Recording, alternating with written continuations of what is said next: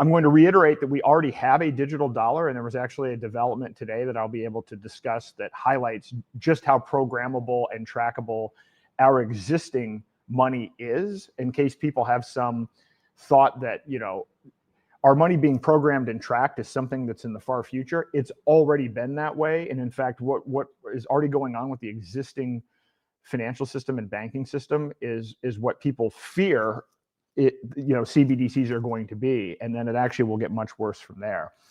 I'm going to talk about Trump's ban on CBDCs and whether that's about freedom or whether that's a Trojan horse and whether that's just marketing. I'm going to discuss stablecoins, what they are and how they're the new frontier for control.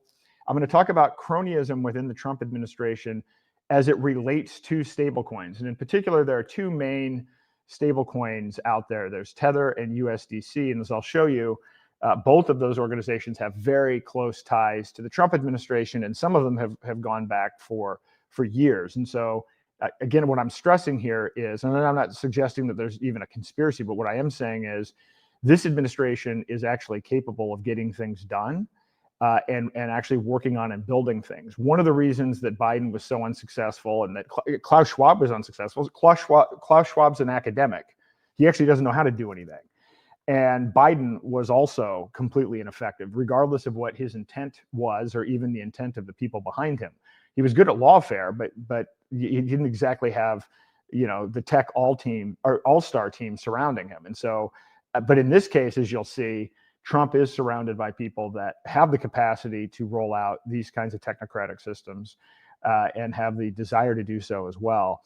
I'm going to reiterate that how fragile fiat currency is, and that the issue with all of this, you know, we could go through and say, well, stablecoins are bad, CBDCs are bad, commercial banks are bad.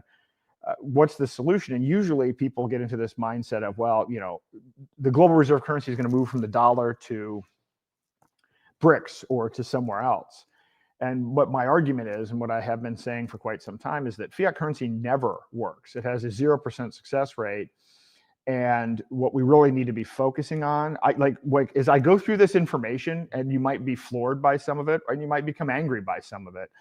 What I'm not suggesting is that you call your congressman, because they don't care. I mean, we live in a complete state of cronyism. And so, I mean, unless you have the capacity to bribe your congressman, they're not going to change their tune. I mean, half of these people are promoting Bitcoin strategic reserves while holding Bitcoin.